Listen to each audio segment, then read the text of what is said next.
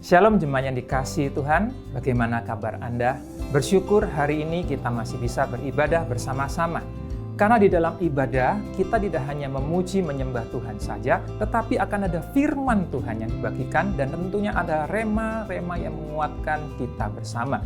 Dan hari ini, saya mau mengajak bagi Bapak, Ibu, Saudara untuk bisa bergabung di dalam komunitas, di dalam gereja kami yang dinamakan Connect Group. Komunitas penggembalaan ini, di dalam CG ini, Anda bisa didukung, didoakan, dikuatkan, dibangun menjadi murid Kristus yang sejati. Segera hubungi nomor WA yang tercantum di layar gadget Anda, supaya Anda bisa ditempatkan, dihubungkan dengan CG yang cocok dengan kehidupan kebutuhan Bapak Ibu Saudara yang dikasihi Tuhan. Dan pada hari ini, kita akan bersama-sama mengikuti perjamuan kudus. Anda bisa mempersiapkan roti dan anggur sebelum firman Tuhan disampaikan dan kita akan melakukan perjamuan kudus bersama-sama. Dan di masa-masa yang penuh tantangan ini, mungkin Anda mempunyai pergumulan dan membutuhkan bantuan doa. Anda bisa mengisi form online, yaitu di gms.church/form, dan para pendoa kami akan mendoakan kebutuhan doa Anda. Dan saya percaya doa orang benar bila dengan yakin didoakan besar kuasanya. Dan persembahan merupakan bagian dari ibadah kita. Oleh karena itu, bagi Bapak, Ibu, Saudara yang ingin memberikan persembahan, Anda bisa mentransferkan melalui nomor rekening yang tertera di layar gadget Anda. Dan minggu ini adalah minggu penaburan bagi pembangunan Gereja Mawar Sharon di Sumatera. Anda dapat memberikan penaburan Anda dengan cara yang sama dan pastikan Anda mencantumkan kata penaburan di kolom berita ketika Anda mentransfer.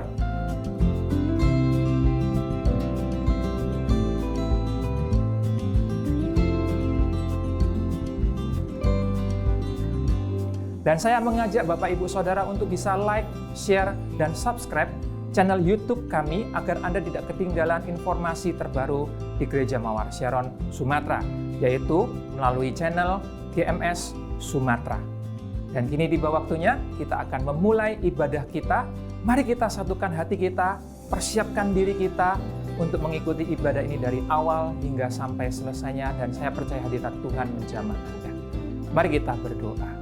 Tuhan Yesus, kami percaya Engkau ada bersama-sama dengan kami. Dan kami buka hati kami untuk mengikuti ibadah ini dari awal hingga sampai akhirnya. Tuhan, bertahtalah di dalam ruangan tempat di mana kami mengikuti ibadah. Dan kami percaya biarlah hati kami fokus akan Engkau dan mendapatkan rema-rema firman Tuhan yang akan disampaikan. Kami buka hati kami, dan kami mengikuti ibadah ini dengan antusias. Di dalam nama Tuhan Yesus. Haleluya. Amin. Tuhan Yesus memberkati.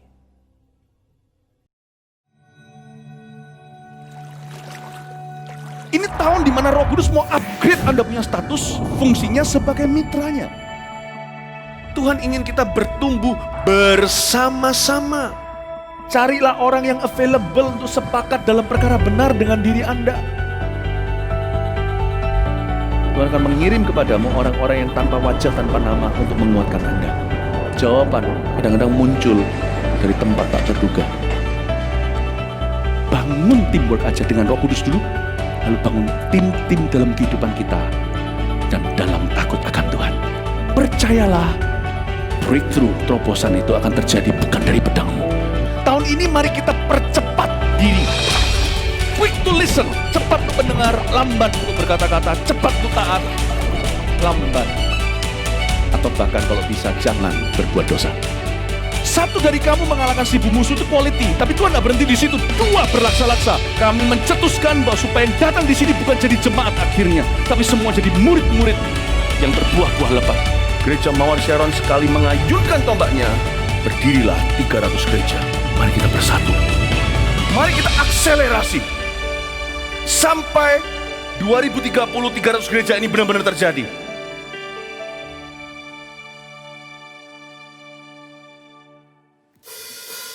Haleluya, Tuhan Yesus selalu baik sampai selama-lamanya. Mari bersukacita dengan pujian ini. Woo! Nyanyikan bersama. Tiada berkesudahan kasih setiamu Tuhan, selalu baru rahmat-Mu bagiku.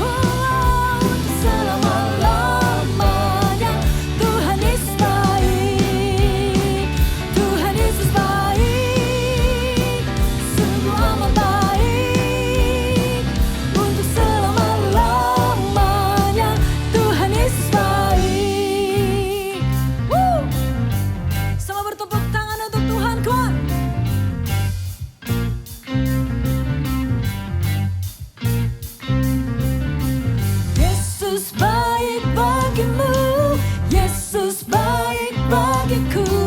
Dulu, sekarang, dan selamanya. Dia sungguh baik.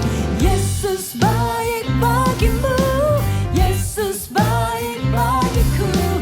Dulu, sekarang, dan selamanya. Dia sungguh baik. Nyanyikan bersamaku. Tuhan Yesus baik, sungguh amat baik, untuk selama-lamanya. Tuhan Yesus baik, Tuhan Yesus baik, sungguh amat baik, untuk selama-lamanya. Tuhan Yesus baik, dari selama-lamanya sampai selama-lamanya, untuk selama-lamanya. Tuhan Yesus baik. Woo! Tuhan Yesus sungguh baik, amin. Haleluya.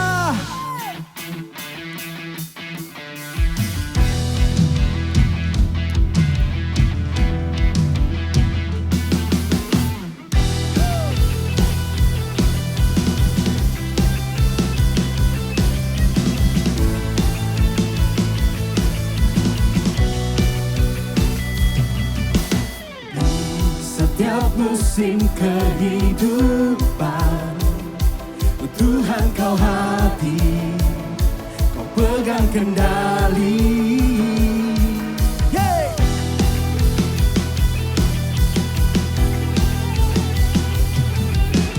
Kuat firman-Mu meneguhkan, kau Allah Immanuel, Allah Immanuel.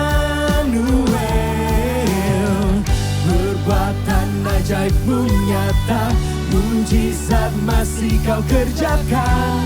Kau kekuatan dan perlindungan, mulia tangan-Mu menopang, mulia nama-Mu berkuasa. Aku pemenang, sebab kau Allah yang bertindak. Mari semua bertepuk tangan bersama-sama. Setiap musim kehidupan, Tuhan kau hadir, kau pegang kendali. Kuat firman-Mu meneguhkan, kau Allah Immanuel, Allah Immanuel. Perbuatan ajaib-Mu nyata, mujizat masih kau kerjakan.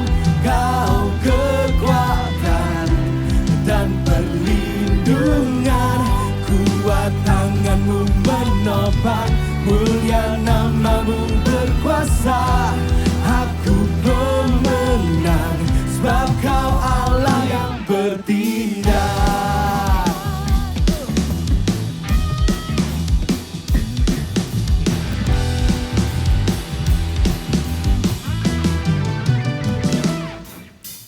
Tak perlu aku khawatir, oh Tuhan berjanji kan menyertai. Kuatkan dan ku teguhkan hati, Tuhan pegang kendali. Kau Tuhan pegang kendali.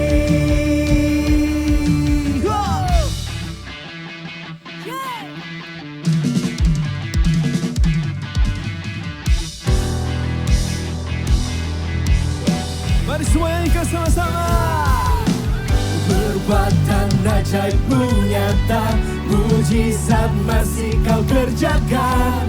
Kau kekuatan dan perlindungan, kuat tangan-Mu menopang, mulia nama-Mu berkuasa. Aku pemenang, sebab kau Allah yang bertindak. Perbuatan ajaib-Mu nyata, mujizat mujizat masih kau kerjakan. Kau kekuatan dan perlindungan, kuat tanganmu menopang, mulia namamu berkuasa. Aku pemenang, sebab kau Allah yang bertindak. Haleluya. Haleluya. Sorak-sorak paling meriah buat Tuhan kita.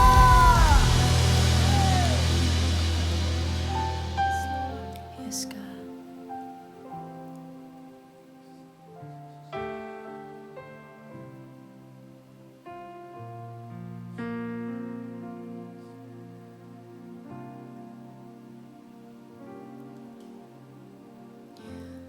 Kemurahan-Mu tiada terukur, dalamnya kasih-Mu menjamah hatiku. Kau telah angkat hidupku dan tebus dosaku. Betapa berharga diriku di hati-Mu, tak terbayang kau mati ganti dosaku. Kau telah angkat hidupku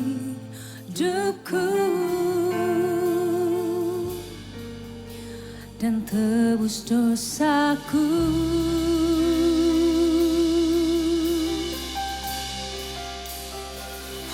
Kau telah ubah hidupku jadi baru, tiada kata terlukiskan untuk ungkapkan syukurku. Kau telah ubah hidupku jadi indah. Kini ku hidup hanya untuk memuliakan-Mu.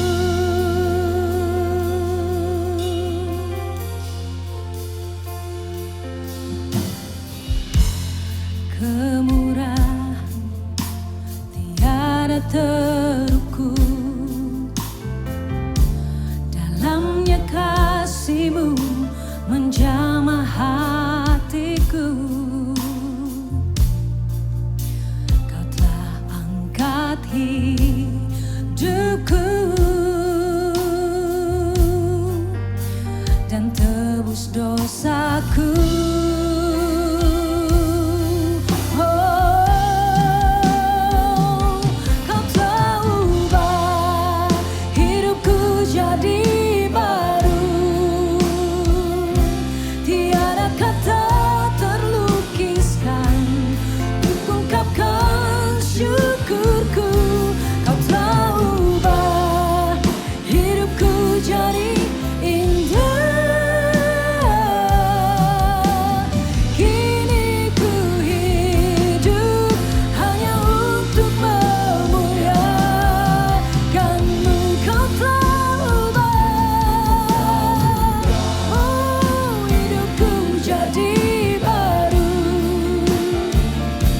tiada kata terlukiskan untuk ungkapkan syukurku. Kau telah ubah hidupku jadi indah. Kini ku hidup hanya untuk memuliakan-Mu. Haleluya, mari kita mau siapkan hati kita. Jemaat yang terkasih juga dapat menyiapkan roti dan air anggur yang ada di dekat Anda. Mari kita berdoa lebih dahulu.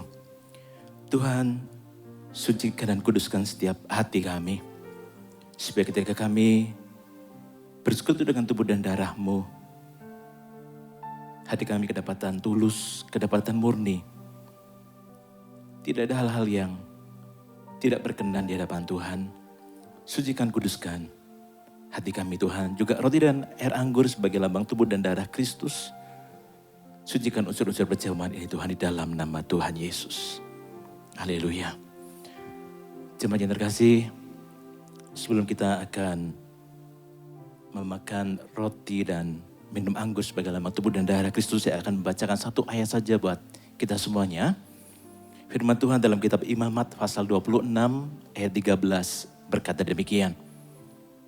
Akulah Tuhan Allahmu yang membawa kamu keluar dari tanah Mesir, supaya kamu jangan lagi menjadi budak mereka. Di ayat yang A ini kita dapati bahwa Tuhan memperkenalkan dirinya sebagai pembebas kita umatnya. Mesir adalah negeri perbudakan. Itu bisa menerangkan tentang perbudakan dosa. Mesir juga merupakan negeri penindasan, tekanan, intimidasi, tangisan. Mungkin juga itu melambangkan kondisi yang sedang kita alami hari-hari ini. Tekanan demi tekanan yang kita alami di masa-masa yang tidak mudah ini. Tapi Tuhan berjanji bahwa akulah Tuhan Allahmu yang membebaskan dan memerdekakan. Dan di ayat yang ke B, Tuhan berkata, aku telah mematahkan kayu kuk yang di atasmu dan membuat kamu berjalan tegak. Pengorbanannya di kayu salib telah mematahkan kuk perhambaan dosa, intimidasi, dan membuat kita berjalan tegak sebagai orang merdeka dan lebih dari pemenang. Mari kita mau mengucap syukur buat karya salibnya. Jika tidak keberatan, saya mengajak Bapak Ibu saudara-saudari sekalian untuk bisa berdiri di tempat di mana aku berada. Kita mau angkat roti, kita mau siapkan perjamuan kudus kita mau angkat roti melebihi kepala kita sebagai tanda penghormatan kita kepadanya. Firman-Nya dalam 1 Korintus 11 ayat 23 sampai 25 katakan, sebab apa yang telah kuteruskan kepadamu telah aku terima dari Tuhan, yaitu bahwa Tuhan Yesus pada malam waktu ia diserahkan mengambil roti, dan sesudah itu ia mengucap syukur atasnya. Ia memecah-mecahkannya dan berkata, inilah tubuhku yang diserahkan bagi kamu. Perbuatlah ini menjadi peringatan akan aku. Sebelum kita memakan roti, kita bersekutu dengan tubuh Kristus ini. Mari sekali lagi ingat janji Tuhan bahwa akulah Tuhan Allahmu yang membawa kamu keluar dari Mesir. Dan aku mematahkan kayu kuk atasmu. Dan aku akan berjalan tegak. Pengorbanannya di kayu salib membuat kita menjadi orang yang merdeka. Bahkan lebih daripada pemenang. Kita mengucap syukur pada pengorbanannya. Buat tubuhnya yang terpecah-pecah yang memerdekakan kehidupan kita. Haleluya. Mari kita makan sama-sama dalam nama Tuhan Yesus.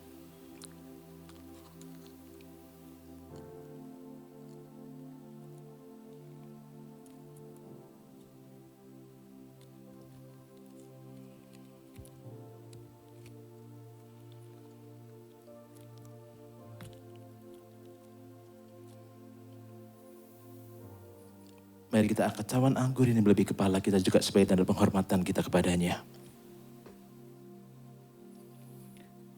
Demikian juga ia mengambil cawan sudah makan, lalu berkata, cawan ini adalah perjanjian baru yang dimeteraikan oleh darahku. Perbuatlah ini setiap kali kamu minumnya menjadi peringatan akan aku. Mari kita mengucap syukur buat setiap tetes darahnya dari kepala sampai ujung kakinya yang membasuh semua dosa dan pelanggaran kita.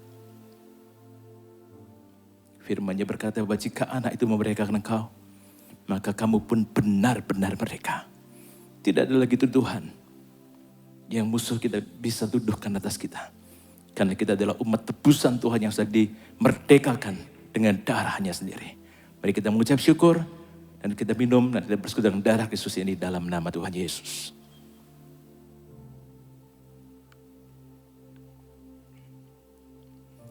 Haleluya. Mari saya ajak jemaat untuk Anda mau berlutut, Anda mau berdiri, silakan. Mari kita sembah Tuhan. Ya, mari kita mau mengucap syukur. Kita mau berterima kasih buat kuasa salibnya yang membebaskan, yang membuat kita berjalan tegak kembali, bebas merdeka tanpa tuduhan musuh yang mengintimidasi kita. Karena kuasa salibnya itu mengampuni semua dosa dan pelanggaran kita. Mari ambil waktu untuk menyembah Tuhan, sembah Dia. Wana mahakara lapaka ya nama baka. Hanya Kau, Wana mahakara lapako.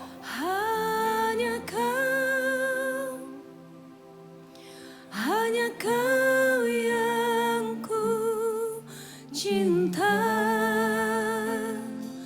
Hanya Kau, Tuhan Raja, ku ingin mengenalmu selalu.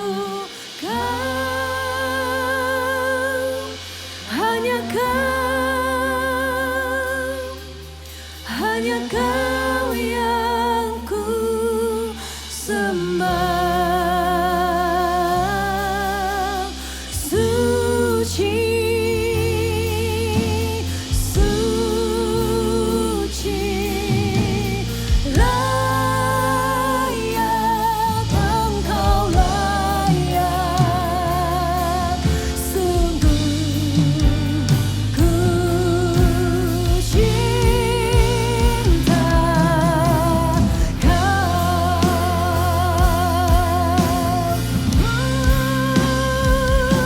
Hanya Kau,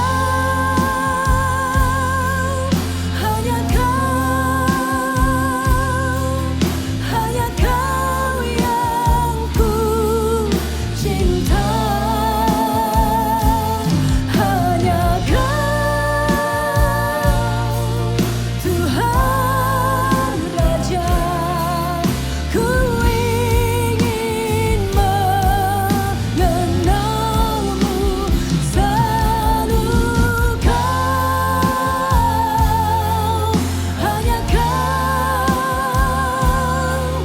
Hanya Kau yang ku sembah. Suci,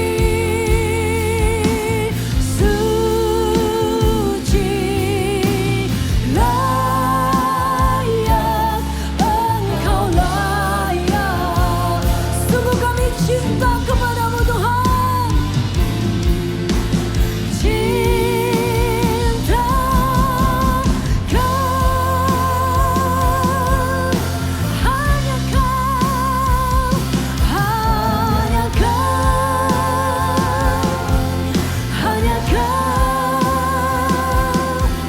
hanya Kau yang ku cinta.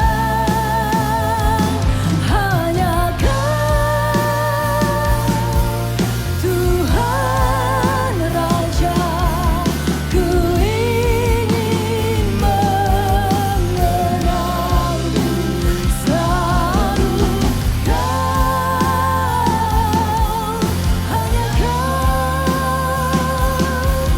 Hanya Kau yang ku sembah. Mari angkat tangan kita, katakan suci, suci, layak Engkau, layak. Sungguh ku cinta. Suci, suci, layak Engkau, layak. Sungguh ku cinta Kau. Sungguh ku cinta Kau. Sungguh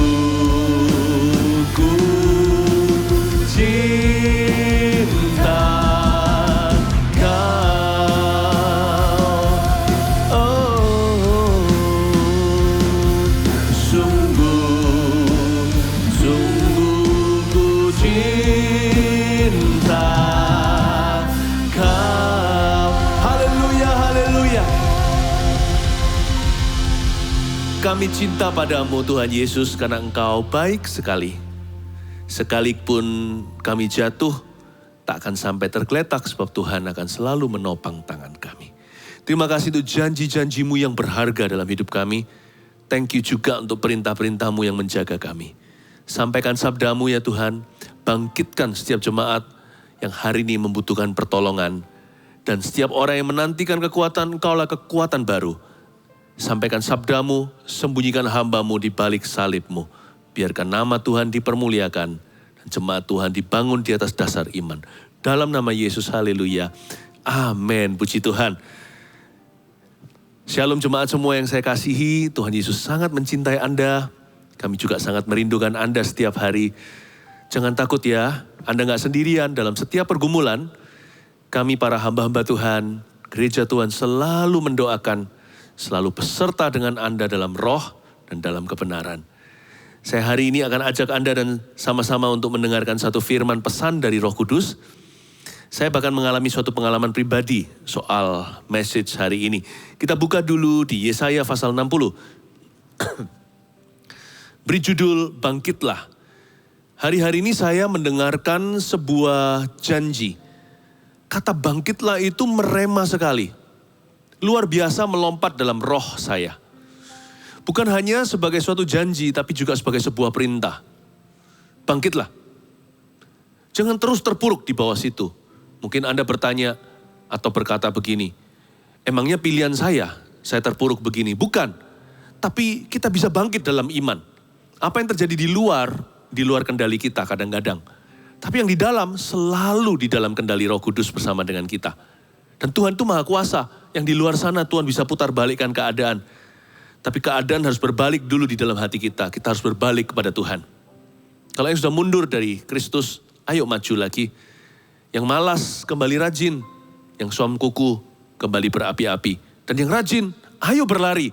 Berlari pada tujuan. Jangan menoleh ke belakang lagi. Yesaya 60, bangkitlah. Judulnya kemuliaan Sion yang akan datang di Alkitab kita. Ayat 1-7 saya baca. Bangkitlah. Menjadi teranglah. Sebab terangmu datang dan kemuliaan Tuhan terbit atasmu. Sebab sesungguhnya kegelapan menutupi bumi dan kekelaman menutupi bangsa-bangsa. Tetapi terang Tuhan terbit atasmu dan kemuliaannya menjadi nyata atasmu.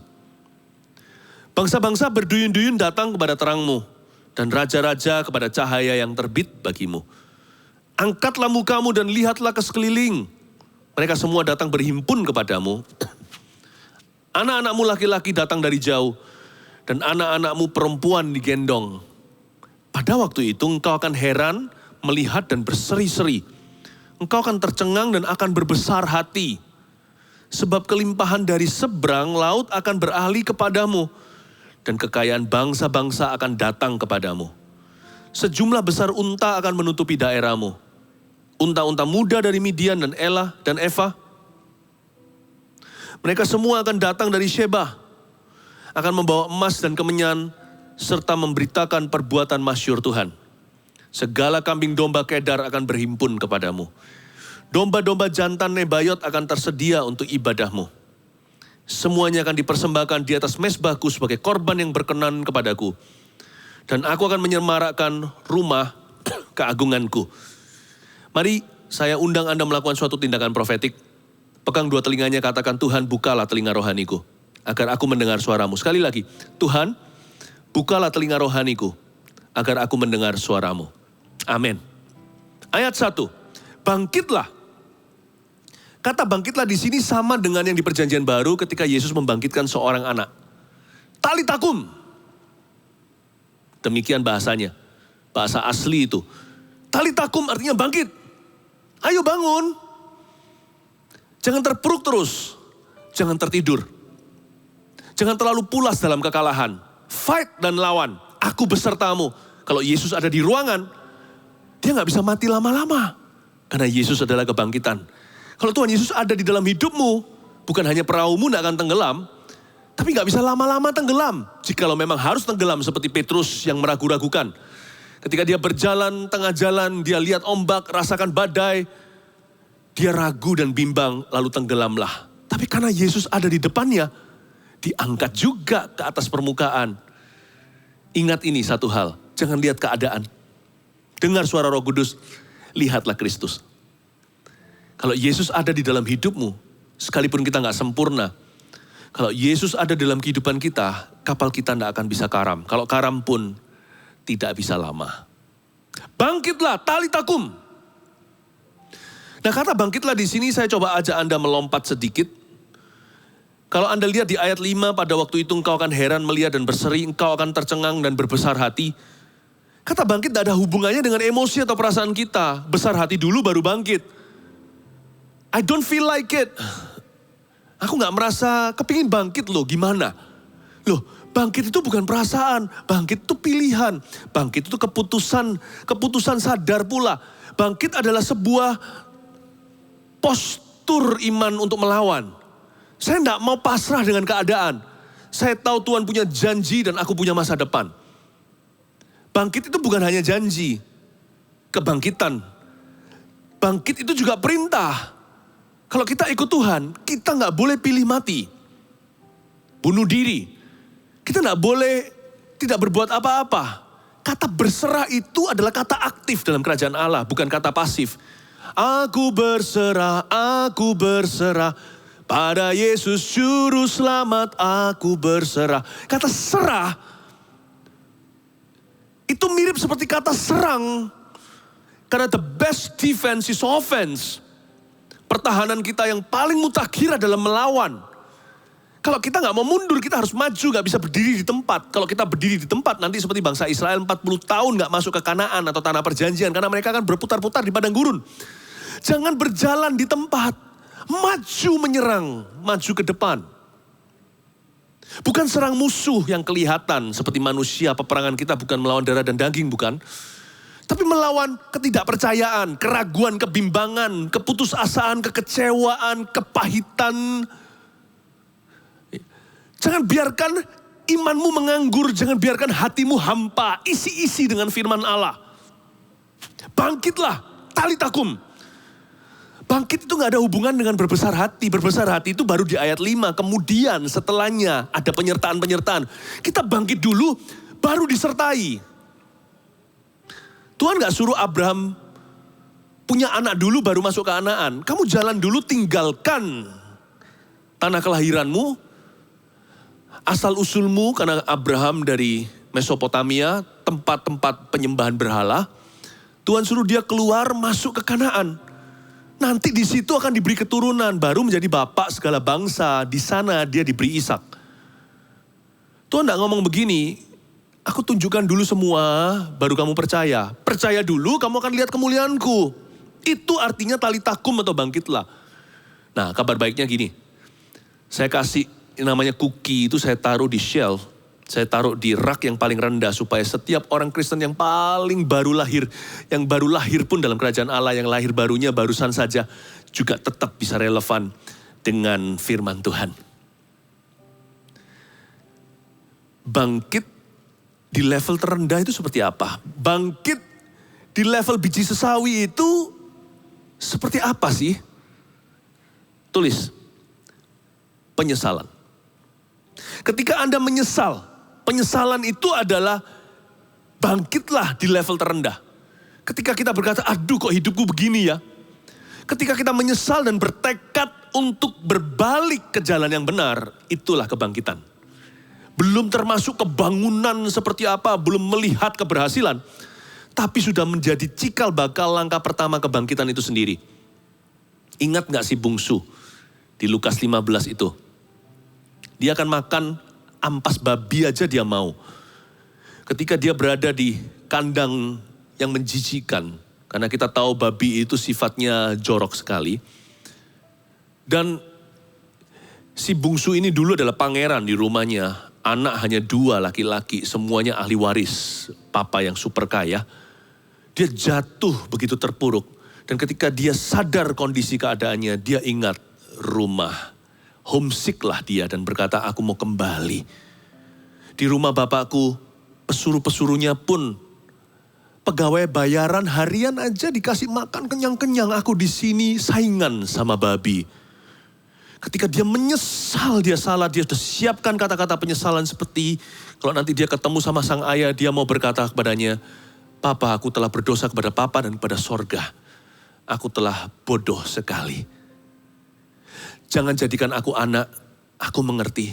Jadikan aku hamba upahan aja, aku kamsyah. Aku udah berterima kasih. Pada saat di titik penyesalan itu, Tuhan sudah melihat dari sorga lewat perumpamaan itu. Bahwa anak bungsu itu sudah kembali pulang ke rumah. Padahal dia belum mendekati rumah papanya. Masih ada seperjalanan jauh. Nanti masih ada ayahnya yang berlari untuk menjemput dia. Yang sudah menunggu tiap hari di pintu rumah. Tapi detik di mana ada penyesalan sejati di dada. Tuhan menganggap bahwa hari itu si bungsu mengerti kata bangkitlah. Kalau Anda menyesal dengan keadaan Anda, aku kok jatuh ya dalam dosa. Aduh kok begini ya. Orang Kristen kok begini ya. Aduh aku ini kok sudah jauh dari Roh Kudus. Tolong diresponi penyesalan itu. Karena penyesalan itu adalah benih ilahimu. Untuk kebangkitanmu yang dahsyat sekali. Dan kalau Anda menyesal selama ini memperlakukan keluarga dengan semena-mena. Kasar dengan istri contohnya bagi para suami. Yang suka KDART, kekerasan dalam rumah tangga. Ketika Anda menyadari betapa momok dan monsternya dirimu, responi itu. Jangan sangkali perasaan itu, tapi juga jangan karena perasaan itu Anda semakin terpuruk ke bawah, semakin lari. Kemanakah aku dapat pergi menjauhi rohmu Tuhan? Jangan lari lagi, cepat hampiri Tuhan Yesus. Kalau Anda merasakan penyesalan, kok selama ini aku belum cinta dengan keluargaku. Maybe I didn't love you quite as good as I should have. Little things I should have said and done. I could never take the time. Mungkin Anda berkata dalam hati seperti lagu sekuler ini. Mungkin aku tidak pernah mencintaimu. Hal-hal kecil yang harusnya kulakukan di dalam nama cinta atau kasih tidak pernah kulakukan kepadamu. Anda menyadari ini belum waktunya. Ini sudah waktunya untuk berbalik. Belum terlambat saudara. Supaya kita berubah haluan. Bangkitlah itu bisa dalam taraf yang paling kecil biji sesawi dalam bentuk penyesalan akan segala kesalahan pribadi, segala sesuatu yang belum beres di hidupmu. Dan Anda juga bisa menyadari, aku ndak harusnya loh kalah begini terus. Aku mau cari Tuhan, dengan A dan H huruf besar. Aku mau cari Tuhan, Mulai hari ini mau sungguh-sungguh, bukan janji palsu. Nanti kalau Tuhan berkati, aku mau melayani. Nanti kalau aku dilimpahkan, aku mau memberi. Gak usah janji-janji. Cukup buat komitmen hari ini untuk berbalik dan bangkit dengan sungguh-sungguh. Aku mau cari Tuhan, Aku mau cari firman, Aku mau mendekat pada Tuhan, Itu namanya bangkitlah. Responi penyesalan itu. Level terendah itu nomor 2, bukan hanya penyesalan, tapi kemauan. Seperti si bungsu sekali lagi, ketika ada kemauan, ada tekad untuk maju. Atau kembali ke jalan yang benar. Untuk mencari sumber yang tepat. Jangan cari di tempat yang salah. Dia cari papa, dia cari ayahnya yang berhak atas jiwanya. Dia mencari terang, tidak lagi foya-foya, hidup dalam kegelapan. Ketika ada kemauan, disitulah kebangkitan. Penyesalan, kemauan, dan terutama iman. Ketika dia yakin papanya akan menerima. Ketika kita berkata, aku yakin dan percaya kalau aku akui dosaku. Aku sesali dan tinggalkan, aku akan dicinta. Karena ada ayatnya. Orang yang meninggalkan kesalahannya akan semakin disayang oleh Tuhan. Kira-kira gitu bahasa sehari-harinya. Ketika ada iman, Tuhan tidak punya rancangan celaka atasku kalau ini bukan masalah dosa. Kalau ini bicara tentang keterpurukan atau kesialan dalam hidup ini, Anda bisa berkata dengan iman. Anda sadar bahwa kondisi ini bukan dari Tuhan, sekalipun diizinkan bahwa Anda bisa melawan. Karena ini bukan kehendak Kristus yang terbaik atas hidupmu. Anda berkata dengan segala kemauan, aku mau cari Tuhan. Lalu Anda berkata dengan iman, lalu Anda quote firman Tuhan, Anda ucapkan, Yeremia 29 ayat 11 contohnya yang berkata, aku tahu rancangan apa yang ada padaku atasmu, bukan rancangan kecelakaan kata Tuhan, tapi rancangan damai sejahtera untuk memberikan kepadamu masa depan yang penuh pengharapan. Anda berkata dengan segenap imanmu, itu realitaku. Aku yakin sepenuh. Sekalipun sekarang aku kelihatannya mandul, tapi Tuhan memanggil namaku bukan Abram, tetapi Abraham, Bapa segala bangsa. Aku akan melahirkan Ishak-Ishakku. Perjanjian Tuhan akan digenapi atas hidupku. Aku yakin masa depanku masih ada. Bukan hanya masih ada, penuh pengharapan juga. Dalam nama Yesus, aku akan bangun bisnisku. Mulai dari bawah lagi. 7 kali orang benar jatuh, dia akan bangun ke-8 kali. Dia akan bangun setiap kali. Aku akan bangun kembali apa yang terpuruk di atas reruntuhan yang sama. Bisnisnya bisa beda, atau bisnis yang sama mungkin. Aku akan rajin dari bawah lagi seperti semut. Akan kukumpulkan pelan-pelan di musim panas. Aku tidak akan tertidur di masa panen, karena bodohlah orang yang tidur di masa tuaian. Tidak akan tidur sebentar lagi gigit jari, lalu kemiskinan akan menyerbu kemahku. No, kerajinan pangkal kaya. Aku bisa bersama dengan Kristus. Filipi katakan, aku dapat melakukan segala perkara dapat kutanggung di dalam Dia yang memberiku kekuatan. Kalau Anda mulai dengan iman itu kebangkitan, meskipun kalau Anda buka pintu dan jendela rumah, segala sesuatu tetap sama. Sialnya masih ada, kondisinya tetap di bawah. Tapi ketika ada benih iman seperti biji sesawi di dalam hatimu, percayalah, gak lama-lama gunung itu akan pindah. Gunung jadi jurang, jurangmu akan jadi gunung. Karena bagi Tuhan, tiada yang mustahil. Semudah membalikkan telapak tangan. Talitakum, bangkitlah. Penyesalan, kemauan, dan iman. Tiga-tiga adalah tanda bahwa kebangkitan sudah tiba. Bangkitlah. Katakan pada dirimu sendiri. Coba lus-lus dadanya sendiri, katakan. Bangkitlah. Panggil nama sendiri. Philip, bangkitlah. Panggil sendiri. Susi, bangkitlah. Panggil sendiri. Dave, bangkitlah. Panggil sendiri. Herman, bangkitlah. Bernubuatlah. Dan menjadi teranglah. Bukan hanya bangkitlah. Coba lihat ayat pertama. Bangkitlah, menjadi teranglah. Jangan fokus pada keadaanmu. Hari-hari ini, fokuslah untuk menjadi. Focus on being instead of doing. Focus on being first than doing. Fokuslah untuk menjadi baru berbuat sesuatu. Fokus kita bukan melakukan, tapi fokus kita untuk menjadi dulu. Contoh, kalau kita beritahu pada anak kita, jangan.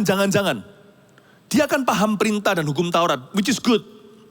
Karena mana ada rumah yang sehat tanpa peraturan. Tapi kita harus memberi pengertian. Jangannya kenapa? Kita harus jelaskan, nak, kalau kamu lakukan ini, kamu itu anak baik-baik. Kamu itu bukan anak dari keluarga broken home, katakan. Yang broken home aja punya pilihan. Kamu itu anak papa mama, kamu itu disayang, kamu itu tidak kurang cinta. Figur ayah ada, figur ibu ada. Kamu tidak harus membuktikan diri kayak gitu. Jadi fokusnya bukan kepada jangan.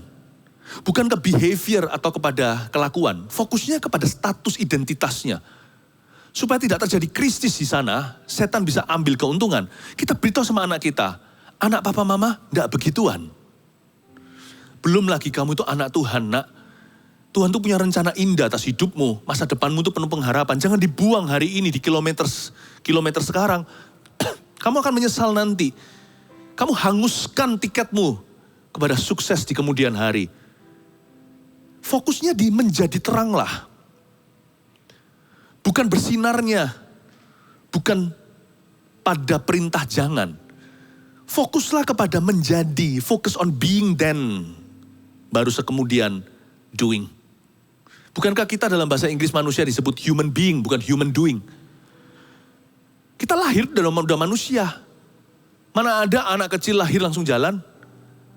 Kita lahir kayak cacing. Atau kepompong tidak bisa berbuat sesuatu. Jalan itu kemudian hari. Dan anak kecil, waktu dia masih umur belum 1 tahun, berapa bulan? Dia merangkak dulu. Apakah berarti dia anjing? Kenapa? Lihat doingnya. Dia crawling, merangkak. Oh, dia anjing atau beruang. Enggak, itu anakku, jangan dianjing-anjingin. Sekalipun dia merangkak karena dia masih usianya belum berjalan. He is already a human being. Dia sudah seorang manusia. Human, manusia, being, menjadi manusia. Jadi orang, gak perlu lulus dulu, sukses dulu. Oh, anaknya hebat ya udah jadi orang. Gua udah orang dari sejak lahir. Dari orok sudah orang. Tapi kemudian kita belajar bagaimana menjadi manusia dan bahkan menjadi manusia yang bertanggung jawab. Kita belajar berjalan, belajar panggil papa mama. Belajar dari kesalahan, dihukum, mencuri, atau rebutan mainan. Kita belajar apa yang benar, apa yang salah dalam hidup ini dan belajar menjadi anak Tuhan. The doing comes next. Waktu kecil kita belajar memanipulasi. Dikasih susu. Kita tahu, lama-lama kita belajar, susu. Tapi lama-lama improve, kita bisa minta. Pak, bisa minta enggak? Thank you. Bayangin kalau sudah umur 20, the doing akan developing, akan berkembang. Being sejak hari ke-1, bahkan kalau di dalam kandungan, di aborsi itu sudah membunuh. Dia sudah janin, berarti sudah manusia. Ketika telur bertemu dengan sperma. Fokuslah ke menjadi hari-hari ini. Kalau Anda kecanduan sesuatu, Anda bisa berkata begini, aduh kenapa aku kecanduan pornografi? Jangan berkata jangan. Itunya kita sudah tahu. Udah dari sononya kita mengerti. Nggak usah diberitahu aja kita tahu itu salah, wong kita malu. Nurani kita itu nggak bisa ditipu, nggak bisa dikelabui. Tapi kita harus ngomong begini sama diri kita sendiri. This is not for me, ini bukan untuk saya. Selain ini membuat saya jadi bego, menjadi bodoh. Karena memperkecil saya punya daya otak. Saya jadi orang gak kreatif. Nanti jadi orang linglung lama-lama, kebanyakan poison ini atau racun yang demikian. Tapi saya bisa bilang pada diri sendiri, I don't need this. Aku gak butuh ini. Why? Kenapa? Karena aku anak Tuhan. Anak Tuhan gak begini kelakuannya. Aku anak Tuhan. Hidupku tuh jauh lebih berharga dari ini. Gak usah lah ya. Rokok, aku gak perlu ini. Kenapa aku selampiaskan di sini? Ada banyak cara untuk menyalurkannya dengan cara yang berkenan kepadanya. Kalau saya lagi frustrasi atau lonely, ada banyak cara yang lain. Kenapa harus pakai cara ini? Buang aja itu puntung rokok. Gak usah kelepasan gimana. Lepaskan aja dan sudah rasakan itu ini gak perlu di mulutku. Aku gak perlu ini sama sekali. Karena aku adalah anak Kristus. Dan aku punya masa depan sekalipun sekarang yang terpuruk. Belum game over kalau Tuhan belum bilang selesai atas hidupku. Berarti hidupku belum selesai di hadapannya. Berarti masih ada masa depan cerah menanti saya. I don't need this. Nanti jangan sampai pada waktu saya sukses, paru-paru saya gagal. Bangkitlah menjadi teranglah, fokus kepada kata menjadi. Dan kemuliaan Tuhan terbit atasmu. Kata kemuliaan Tuhan, sebab terangmu datang dan kemuliaan Tuhan terbit atasmu. Ini coba saya baca lagi ya ayat 1. Bangkitlah dan menjadi teranglah. Sebab terangmu datang dan kemuliaan Tuhan terbit atasmu. Setelah bangkitlah, saya sudah jelaskan tadi, menjadi teranglah, fokus kepada kata menjadi. Sebab terangmu datang. Tuhan tuh gak pernah suruh-suruh kita, sebab Tuhan itu bukan pesuruh. Dia itu penebus. Apa yang dia suruhkan, dia sediakan. Tuhan suruh kita menjadi terang, Tuhan sediakan terang agar kita bisa menjadi terang. Tuhan suruh kita menjadi terang, Tuhan terangi kita dulu, supaya sinar kita itu asli. Menjadi teranglah, saya kasih satu kesaksian untuk menguatkan Anda. Hari-hari ini saya mengalami pengalaman yang intim dengan Roh Kudus, dan saya tahu salah satu alasannya bukan karena saya hebat, tapi karena jemaat. Sebagai pengajar umat, sebagai gembala, apa yang saya alami, sebagian untuk saya, tapi sebagian adalah untuk Anda, meskipun itu pengalaman saya. Saya ini orangnya sensitif dengan cahaya, jadi gak peduli saya tidur jam 3, jam 4 pagi sekalipun. Kalau jendela saya buka, pagi hari pukul 6, karena di mana saya tinggal ini, matahari selalu datang early. Kalau sudah mulai nyala itu 5:30, mata saya sudah melek. Seperti lampu yang wattnya besar. Dan saya langsung berdoa. Anda pasti tahu kebiasaan saya tiap pagi adalah berbahasa roh dulu selama 40 menit. Lalu saya bangkit, baca Alkitab, baru kemudian lakukan aktivitas saya. Nah pernah sekali, lebih dari sekali, ada kalau 2-3 kali dalam kurun waktu 1 bulan. Sebelum saya sampaikan hari ini firman Tuhan. Tiba-tiba saya, mata masih merem. Terang gitu. Dalam pikiran saya yang belum bangun nih, Tapi saya bisa seperti tanpa antara sadar dengan tidak saya tahu ini 5:30. Ini 6 pagi lah, paling tidak 6:30. Mungkin kalau saya terlelap sekali. Pasti ini, saya buka mata, siap untuk menyambut hari saya. Baru jam 3. 3 malam. Gelap. Dan saya kalau tidur gak suka pakai lampu. Saya suka dalam kegelapan tidur supaya terlelap. Loh kok gelap? Terang apa tadi yang saya lihat? Saya tidur lagi, ngalami lagi jam 4. Bangun lagi, ngalami lagi jam 4:30, di korting setengah jam. 3 kali semalam. Bukan karena saya ada pikiran, enggak. Apalagi badan saya sedang letih, kecapean. Waktu saya bangun, saya tanya sama Roh Kudus seperti Samuel setelah mengalami panggilan berkali-kali. Saya tanya, ada apa ya Tuhan? Apa yang hendak engkau wahyukan? Saya lihat terang beneran. Ternyata yang melihat terang itu bukan mata jasmani saya, tapi mata rohani saya. Saya melihat terang itu dalam roh saya. Dan terang itu betul-betul saya bawa dalam tidur saya sampai saya terjaga, sampai saya bangun dari tidur saya. Lalu saya dengar suara Roh Kudus sepoi-sepoi basah, bukan audible seperti suara manusia. Di hati saya diberi pengertian 4:30. Beritahu sama jemaat bahwa terang mereka telah tiba. Oh, merinding saya. Terangmu sudah datang. Terang dunia itu juga adalah terang gereja. Dunia lihat, sekalipun ada terang dunia, Yesus sudah datang, udah kembali lagi ke sorga. Dunia tetap tidak menerima, tetap hidup dalam kegelapan, bangsa-bangsa hidup dalam gelap gulita. Tapi umatku mendengar suaraku. Beritahu mereka, terangmu telah tiba.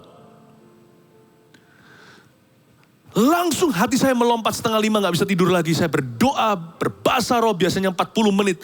1 jam 40 menit. Saya terus berdoa. Di atas ranjang saya tidak mau ganggu keluarga. Saya terus sembahyang. Dan saya tahu Roh Kudus hendak mengatakan sesuatu kepadamu. Hei jemaat, umat yang dikasihi Tuhan, gereja mempelainya. Dengar baik-baik. Tuhan siap untuk menyertaimu seperti tiang awan dan tiang api. Menjelang akhir tahun hingga tahun kemudian. Nanti tahun 2021, sekarang 2020 waktu taping ini. Waktu sekarang saya berkhotbah di hadapan Anda. Saat ini Anda live mendengarkannya. Lewat live streaming ini. Tuhan siap membawamu sampai ke tahun depan. Tiang api, tiang awan sudah menunggu. Katakan amin. Katakan haleluya. Puji Tuhan. Terangmu sudah tiba. Saya bisa dapatkan sesuatu yang bukan dalam rupa pengajaran, tapi secara profetik, suatu janji. Bahwa aku akan menyertaimu, Immanuel akan beserta. Udah, tangkap. Ada banyak hal dalam khotbah, tidak bisa kita pelajari. Some things cannot be taught. Ada hal-hal tertentu yang gak bisa diajarkan. Ada hal-hal tertentu yang hanya sekedar melompat dan Anda harus tangkap dalam roh dan jiwa Anda. Tangkaplah perkataan ini. Di balik perkataan saya ada suara Roh Kudus. Bukan kata di awal-awal ketika memulai sharing ini. Saya ajak Anda untuk tumpang tangan di kuping sendiri dan berkata, Tuhan buka telinga rohani agar aku mendengar suara Roh Kudus, bukan? Dengarkan suara Roh Kudus. I am with you, I'll be with you. Aku beserta denganmu. Aku bersama denganmu. Aku tidak meninggalkanmu, tidak menolakmu. Tangkap ini. Saya nggak perlu ajarkan 1, 2, 3, 4, 5 poin. Kalau Anda tangkap ini, kalau Tuhan bicara, di dalam hatimu ada kangguru, tiba-tiba seperti melompat meremah. Dan inilah akan menjadi cikal bakal mujizat kebangkitanmu. Bangkitlah. Bangkitlah jemaat. Terangmu sudah datang. Dan kemuliaan Tuhan terbit atasmu. Kata kemuliaan Tuhan di ayat 1 ini dalam bahasa aslinya, bahasa Ibrani, itu kavod. Kavod artinya, kalau dalam bahasa Jawa, berat itu abot. Ya kan? Supaya gampang ingat. Kavod itu juga artinya sama, berat. Tapi bukan berat berupa beban, stres, depresi, tekanan, bukan. Berat ini bobot, seperti emas. Semakin berat, semakin mahal. Semakin murni, semakin mahal. Emas 1 gram dengan 1 kilo mahal mana? Ya 1 kilo lah. Jangankan emas, kapuk aja lebih berat, lebih mahal. Tuhan berjanji, hari-hari ke depan, jalanlah dengan dia. jaga kekudusan. Sebab hidupmu akan jadi berat, hidupmu akan jadi bobot. Bukan tekanan maksudnya, berkualitas maksudnya. Lawan kata kavod atau bobot yang ditranslate glory atau kemuliaan ini. Lawan katanya adalah ringan. Ringan ini bukan enteng perasaan, itu kan enak, itu nyaman. Ringan di sini artinya hidupmu itu, hai Petrus, bukan batu karang yang teguh, tetapi seperti Kefas, seperti feather, seperti bulu yang ringan diombang-ambingkan. Hidupmu tidak ada bobotnya. Kalau orang itu dikutuki, dia nggak tentu tiba-tiba jadi buruk rupa. Seperti di cerita-cerita dongeng anak kecil, seorang dikutuk jadi katak. Itu dongeng bukan? Kalau kita mau lihat apakah hidup kita ini terkutuk atau ada kemuliaan Tuhan, gampang. Hidup kita ini penuh dengan bobot atau ringan tak berarti, demikian pula tak bermakna. Hidup kita itu tidak lagi dipertimbangkan. Tidak ada dampaknya. Hidup kita itu tidak mengubah apa-apa. Ada nggak ada bedanya. Saya nggak mau hidup kayak gitu. Tuhan berkata, di dunia ini kamu akan mengalami pencobaan, tapi kuatkan hatimu, aku telah mengalahkan dunia. Hidup kita ada up and down-nya, saya tahu. Tetapi satu hal, orang yang Tuhan punya kemuliaan ada atas hidupnya, hidup orang itu pasti akan berdampak. Saya tidak mau jadi orang yang hidup sia-sia. Mulai hari ini buat komitmen, Tuhan, gak apa-apa engkau bentuk aku. Bentuklah aku, sakit pun aku rela untuk kau bentuk. Asal jangan sampai aku dijadikan anak gampang, yang disesah juga tidak, ditegur juga tidak. Tuhan seolah-olah biarkan saya, mau apa terserah gua. Aku gak mau lu Tuhan jadi anak gampangan. Tolong bentuk saya. Aku pasti berkemenangan. Sekalipun kadang-kadang susah harus pikul salib. Tapi ajari aku untuk meresponimu dengan benar. Jikalau sekarang aku jatuh, tak sampai tergeletak sebab Tuhan menopang tanganku. Tapi yang satu hal, jangan pernah kutuki hidupku. Sehingga hidupku ringan seperti tak berarti. Jadikan hidupku ini berisi Tuhan. Berisi Tuhan. Jadikan hidupku itu berisi dengan rencanamu. Lihat hidup tokoh-tokoh Alkitab. Gak mulus melulu. Yusuf difitnah masuk penjara. Esther was-was nanti gimana menghadap raja. Kalau mati ya mati. Dia mempertaruhkan diri. Satu persatu kehidupan Musa. Coba lihat perjalanan hidupnya. Up and down-nya Rasul Paulus. Apalagi Yesus. Tapi lihat kehidupan mereka. Menjadi lebih dari pemenang. Tuhan punya rencana itu. Ujungnya itu luar biasa. Termasuk Ayub bahkan. Siapa bilang Ayub itu hanya sial-sial melulu. Anda lihat pasal terakhirnya tidak? Allah kita itu adil. Dia adalah Allah yang just. Gak tentu fair menurut standar orang atau standar kita. Tapi dia itu adalah Allahnya justice, keadilan. Allah itu gak pernah berutang budi sama manusia. Gak pernah berutang apa-apa. Lihat tokoh-tokoh Alkitab dari Kejadian sampai Wahyu. Kenapa mereka menjadi orang kenamaan di dalam firman? Karena hidup mereka itu kavod. Kavod. Sehingga layak dimasukkan dalam sejarah umat Allah. Mungkin kita bukan menjadi orang ternama, terkenal atau kaya. Tapi minta sama Tuhan, hidupku jadikan berarti. Sebelum dan sesudah aku dia ada di dunia ini, harus ada bedanya sebelum Adam dan Hawa. Hidup yang kuhidup ini jalurnya satu-satunya. Sejak Adam dan Hawa belum ada orang yang menghidupi hidup yang kuhidupi sekarang ini. Jadikan hidupku mengerti tujuan-tujuan ilahi. Make me not blind, make me not dumb, make me not mute. Jangan izinkan hambamu ini tuli, buta, bisu pula. Aku mau hidupku menggenapi rencana Allah.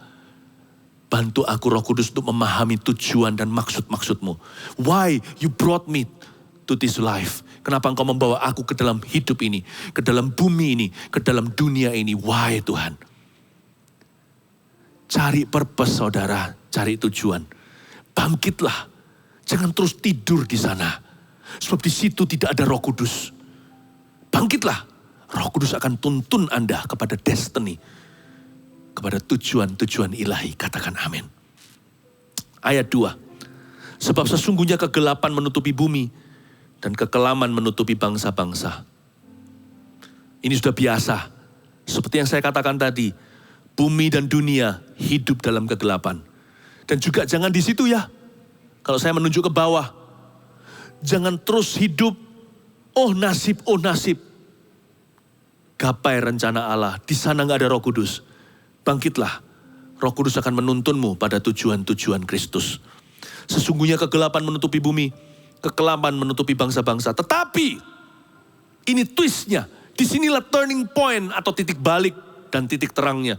Tetapi terang Tuhan terbit atasmu dan kemuliaannya menjadi nyata atasmu. Terang Tuhan terbit atasmu dan kemuliaannya menjadi nyata atasmu. Jangan GR dulu bahwa kita ini bukanlah sang surya. Andai kata kita ini ciptaan Allah di angkasa, kita ini hanya bulan dan bintangnya. Ku kan bercahaya bagaikan bintang-bintang. Cahaya bintang bukan dari dirinya. Dia hanya merefleksikan, apalagi bulan. Kita ini hanya bulan. Kita hanya mencerminkan. Makanya itu sumbernya adalah Tuhan, tetapi terang Tuhan terbit atasmu, itu bukan terangmu sendiri. Kemuliaannya menjadi nyata atasmu, semakin kita terus merefleksikan terang itu, menyalurkan berkat. Apa yang Tuhan investasikan, kita langsung beri ke orang, cuma-cuma kita memberi sebagaimana kita cuma-cuma menerima. Saya tidak bicara tentang harta atau uang semata-mata, saya bicara tentang segala sesuatu. Hidup itu jangan begini genggamannya. Apapun juga yang Tuhan taruh di hidup kita, bisa melalui kita kepada orang lain. Dan itu juga berarti pengetahuan, itu berarti juga pujian, itu berarti juga mendoakan orang lain, jangan mendoakan dirimu sendiri melulu. Kalau kita mau bangkit sungguhan, jangan bangkit setengah-setengah. Kalau bangkit itu diri sendiri, itu bangkit-bangkitan. Tapi kalau kita bangkit itu orang lain juga, itu namanya bangkitlah. Salurkan. Semakin kita salurkan, give, it will come back to you. Good measure, press down, shake it together, running over you. Berikan, maka itu akan ditambahkan kepadamu. Itu akan kembali maksudnya. Suatu takaran yang kau pasangkan atas dirimu, ditekan, dimaksimalkan ruang yang tersisa. Itu semua akan diisi. Bahkan Tuhan gak cukup hanya memenuhkan, Tuhan akan press-presskan sampai masih ada ruang lagi. Dan itu pun akan melimpah ruah ke dalam hidupmu, ke dalam hidup orang lain juga. Tuhan suruh kita begini, jangan begitu. Saya punya satu kebiasaan. Dan saya tahu setiap kali saya kalau setia di area, kalau saya setia dengan prinsip ini, hidup saya ini akan selalu dialiri dengan limpah ruahnya, kasih karunia Allah. Saya kalau tahu sesuatu ya, contohnya, saya dapat sesuatu pas saat teduh, karena saya kebetulan pengkhotbah. Nggak harus setiap kita itu salurannya adalah berkhotbah. Tapi karena saya seorang pengkhotbah, apa yang saya tahu langsung saya bagikan. Jadi saya nggak pernah kehabisan wahyu, karena selalu diberi yang baru. Jadi kalau saya belajar sesuatu itu saya selalu panggil murid-murid rohani saya. Minimal dengan anak-anak di rumah, saya sharekan. Padahal saya ini bukan lahirnya dari sana suka cerita orangnya. Saya ini pemalu sebenarnya. Tapi karena rindu, saya menjadi tidak seperti diri sendiri. Tetapi melebihi jati diri saya sesungguhnya. Karena saya rindu menjadi seperti Kristus. Jadi kalau saya tahu sesuatu ya, saya dapat sesuatu dari saat teduh pribadi, saya langsung bagi sama teman-teman saya.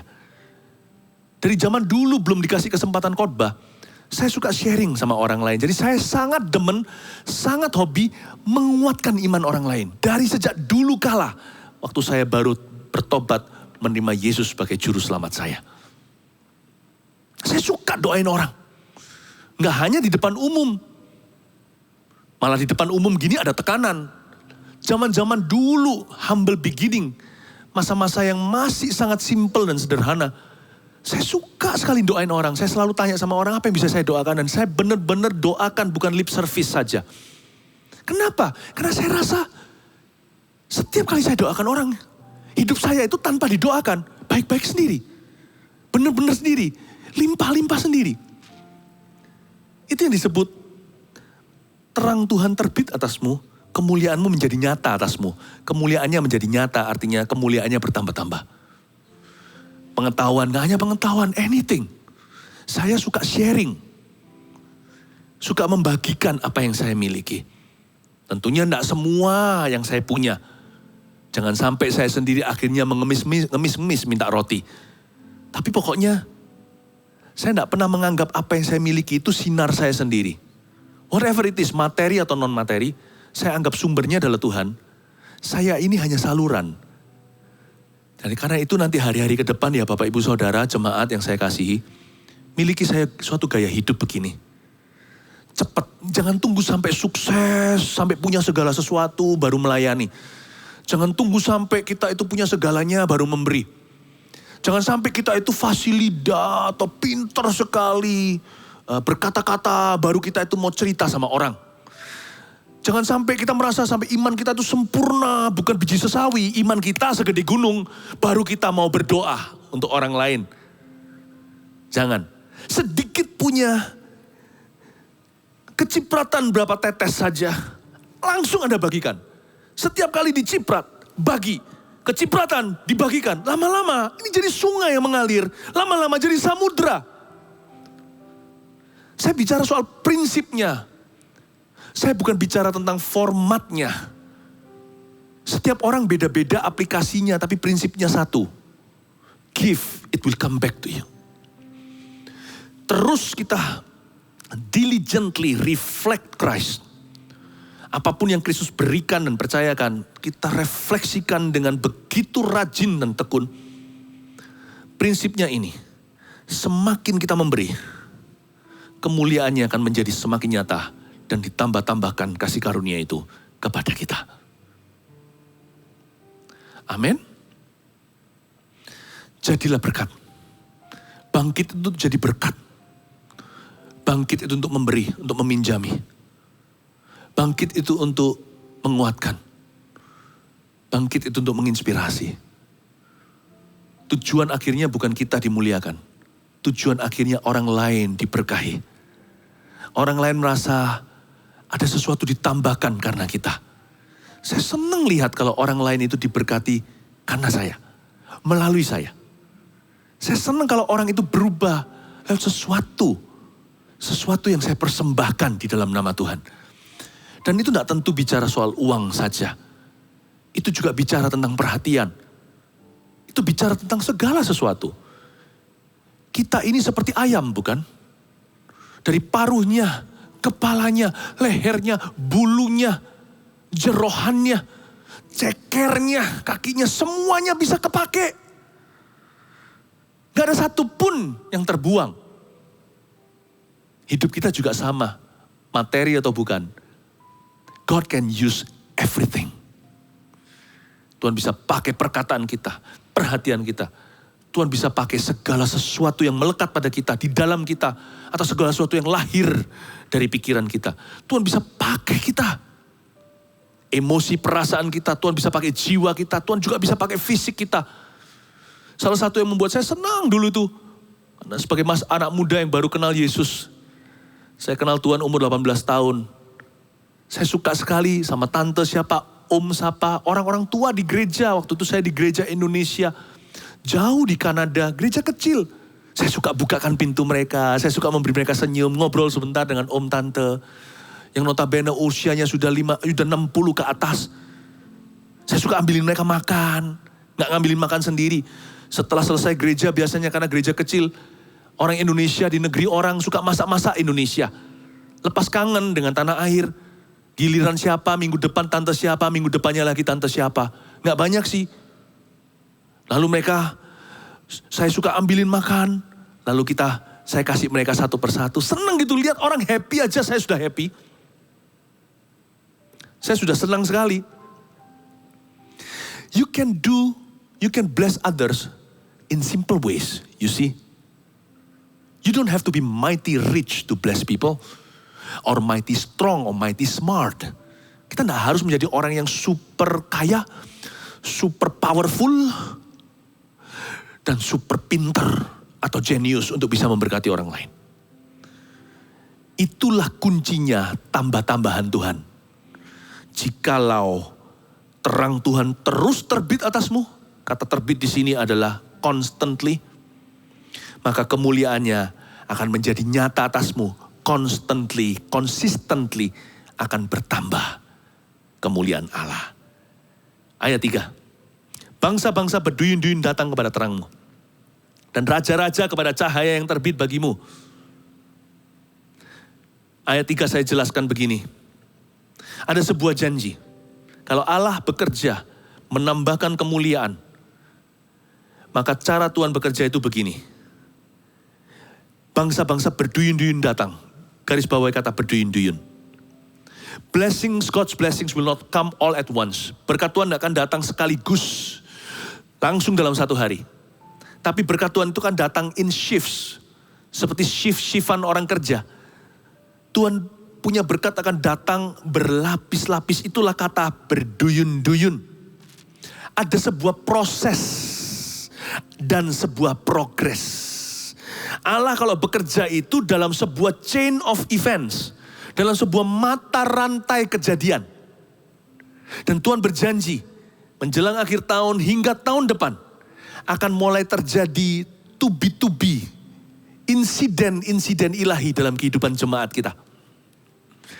Akan mulai ada berduyun-duyun, berkat datang secara shift-shiftan atau berlapis-lapis, seperti sebuah prosesi kerajaan Allah mulai masuk dalam hidupmu.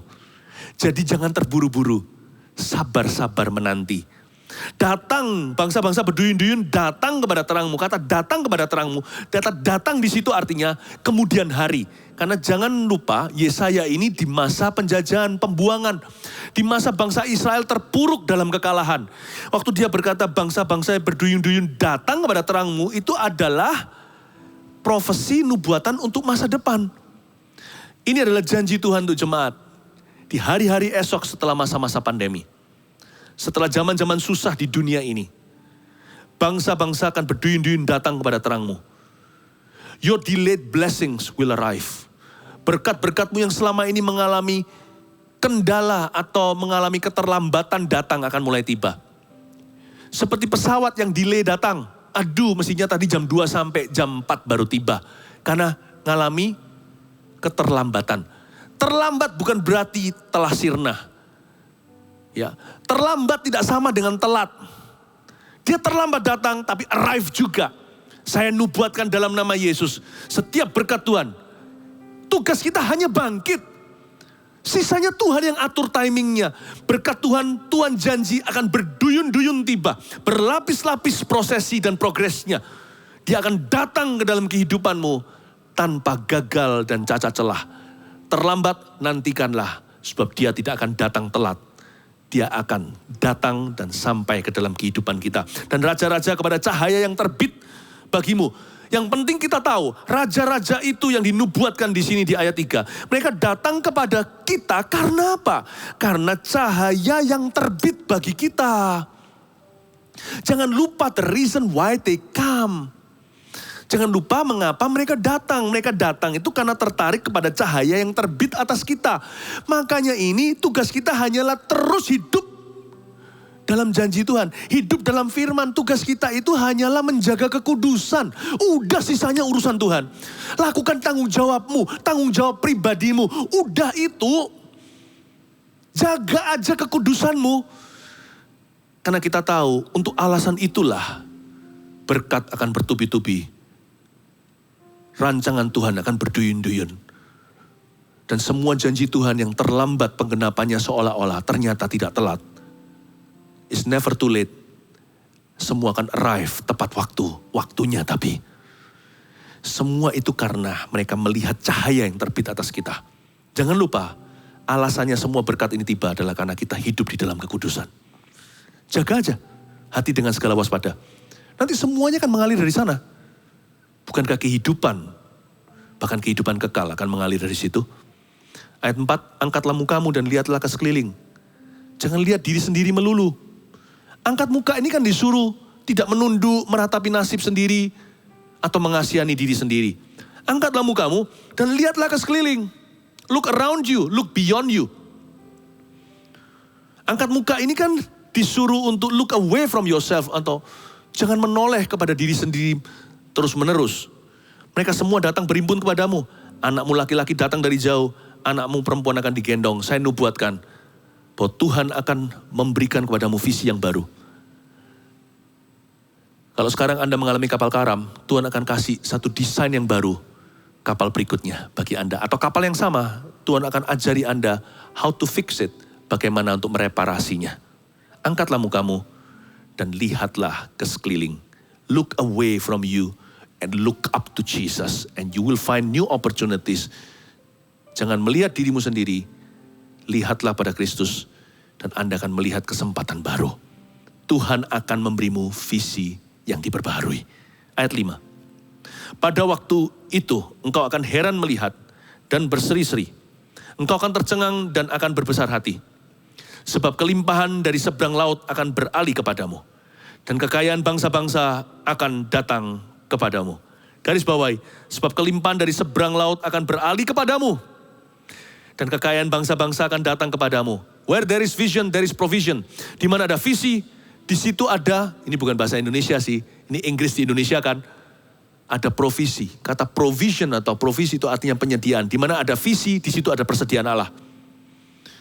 Ketika orang-orang ini semua datang raja-raja menggendong anak-anaknya, mereka akan datang membawa devisa. Saya tidak bicara tentang uang.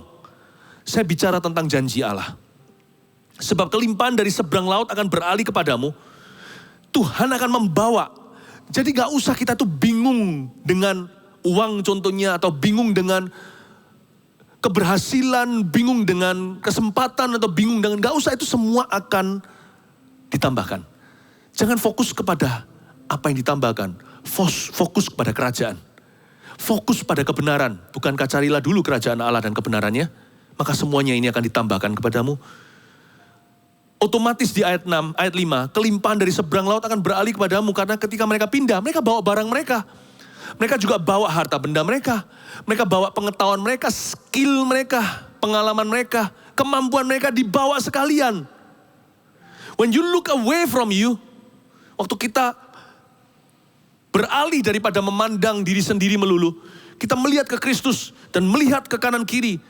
Apa yang kita bisa berikan, apa yang kita bisa sumbangsi, bagaimana kita bisa kontribusi, apa yang kita bisa lakukan dalam ketaatan, gak usah menunggu segala sesuatu sempurna.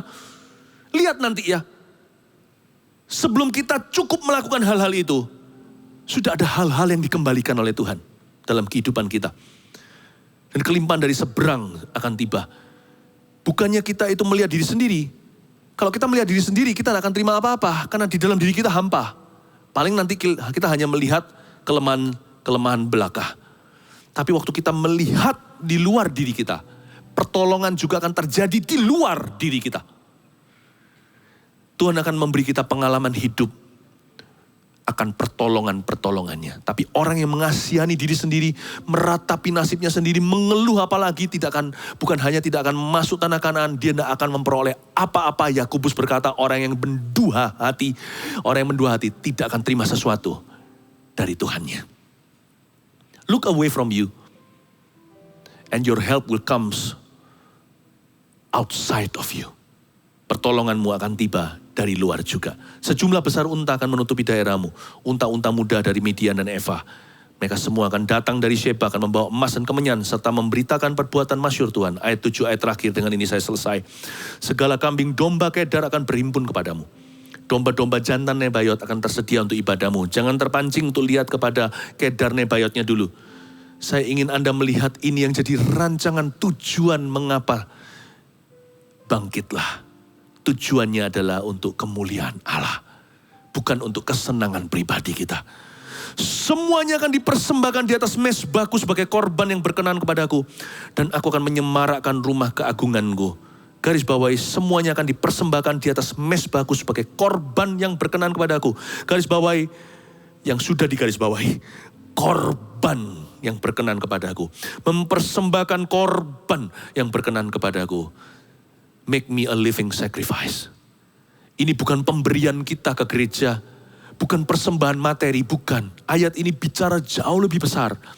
Bahwa tujuan kita bangkit adalah supaya kita once again, bisa sekali lagi, menjadikan hidup kita His living sacrifice, korban yang hidup. Dan supaya dari hidup kita bisa mempersembahkan korban-korban yang berkenan kepada Tuhan. Tuhan ingin kehidupan setiap jemaat menjadi kemuliaan Tuhan, menjadi mezbah hidupnya Kristus. Hidupmu jadi kesaksian, hidupmu jadi berkat buat orang lain. Dan lewat hidup Anda banyak orang mengenal Tuhan. Itu yang disebut dengan semuanya akan dipersembahkan di atas mezbahku. Dan hidupmu akan bisa mempersembahkan korban yang berkenan kepadaku. Suatu saat setelah kita mengikut Kristus, akan ada kerinduan pasti ketika sorga ada di dalam sanubari. Tidak bisa tidak. Efeknya begini. Lord, I want my life. Aku ingin hidupku sungguh-sungguh berdampak bagi kerajaan-Mu. Aku rindu agar hidupku ini berarti.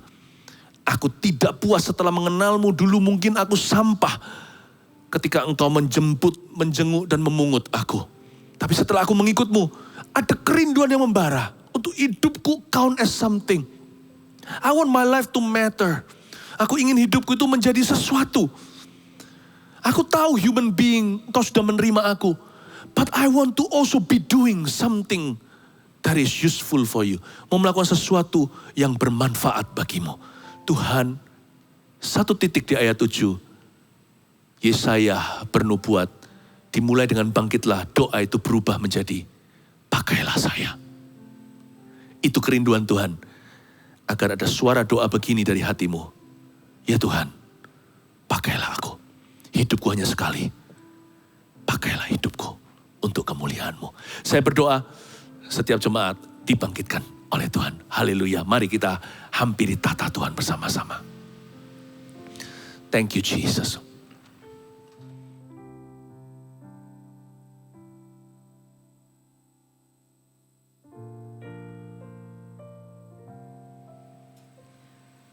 Ini aku, semua milikku, ku serahkan padamu Tuhan. Penyesalan dan kebanggaan, suka dan duka, semua ku serahkan. Mari hampiri tata Tuhan. Yang telah lalu, yang telah datang, hasrat dan harapan yang terbayang, masa depan dan rencanaku, semua ku serahkan dalam tangan-Mu. Haleluya. Ku persembahkan hidupku kepadamu Tuhan, untuk kemuliaan-Mu. Ku berikan hidup ini sebagai persembahan yang berkenan padamu. Ku berikan hidupku, ku berikan hidupku. Dari awal nyanyikan ini aku, mari kita bawa hidup kita dan bangkitlah. Haleluya. Ini aku, semua milikku, ku serahkan padamu Tuhan. Penyesalan dan kebanggaan, suka dan duka, semua ku serahkan. Yang telah lalu, yang telah lalu,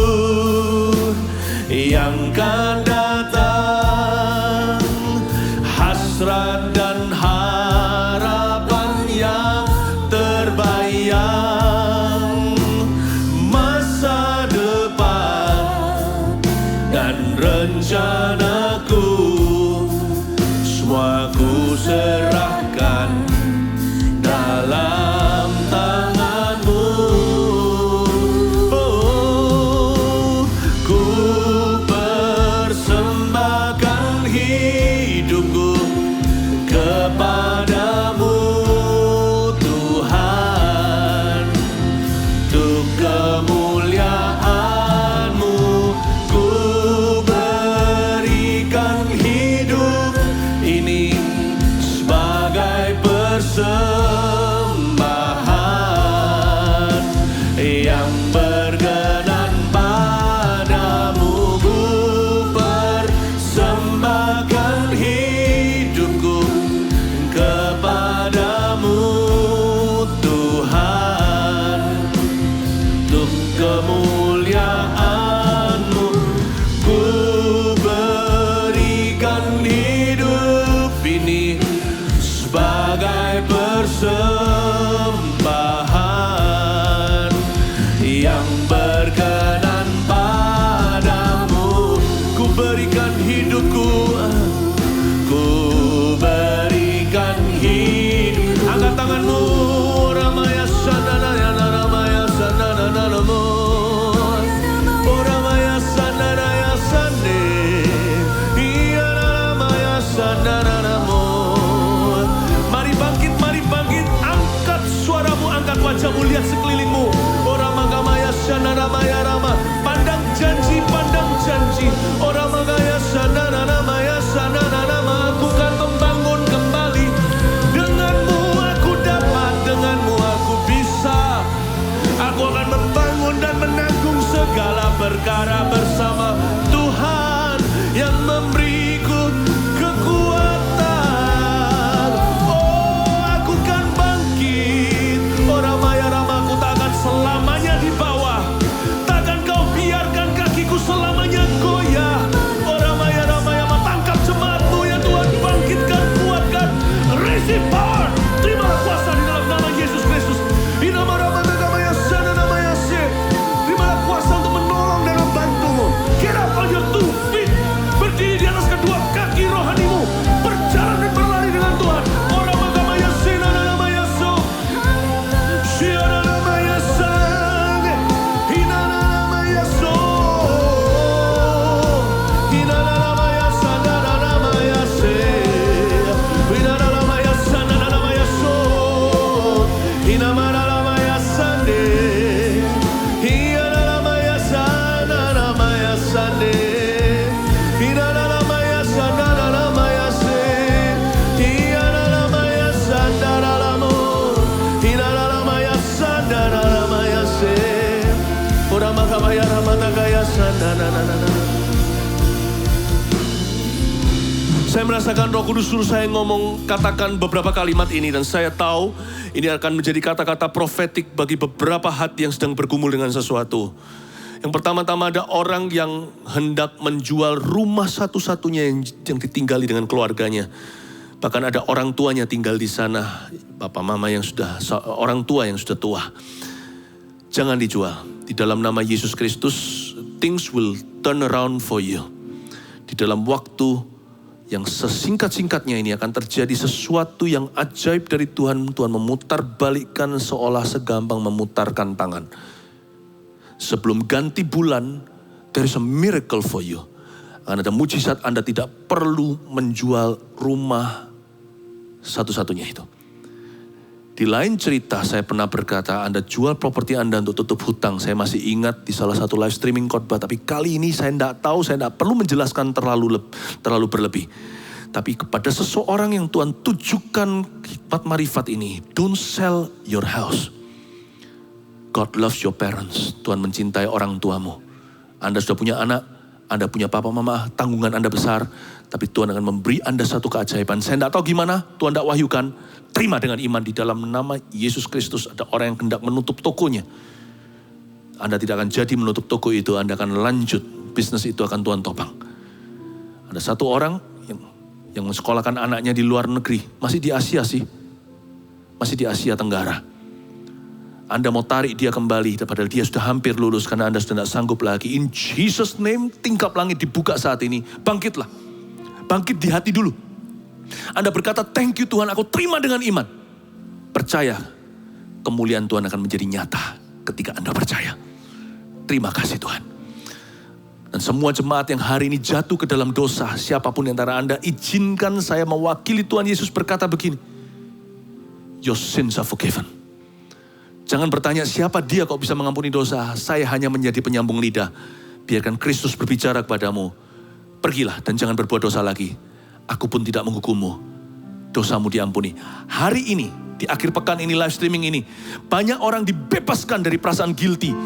Dan pergilah jangan berbuat dosa lagi. Dosamu sudah diampuni. Kristus tidak akan mengingat lagi dosa-dosamu itu.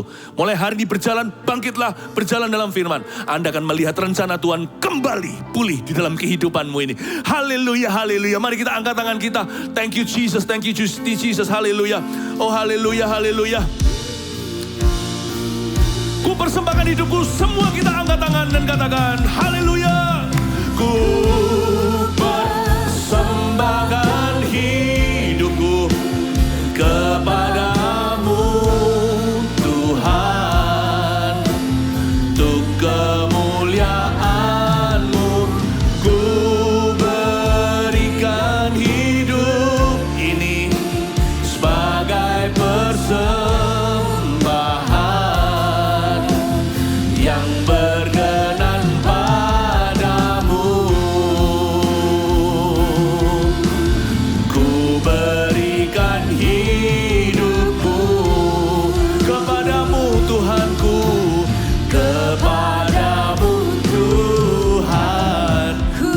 Haleluya, haleluya.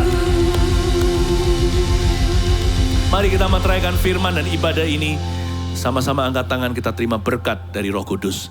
Terima kasih Tuhan Yesus, berkat dari Allah Bapa menyertai setiap jemaat yang hendak bangkit dalam rencana Allah. Berkat dari Yesus Kristus, kuasa kebangkitan itu menyertai setiap kita.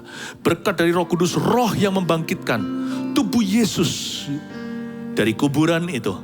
Dia akan membangkitkan tubuh kita yang fana suatu hari nanti. Dan kehidupan kita yang sementara ini dalam glory, kemuliaan, kavod, menjadi orang-orang yang berbobot, berdampak, bermakna hidupnya dan berarti. Bawa jemaatmu ke rumput hijau air tenang. Di dalam nama Yesus Kristus. God bless everyone. Haleluya. Amen. God bless you.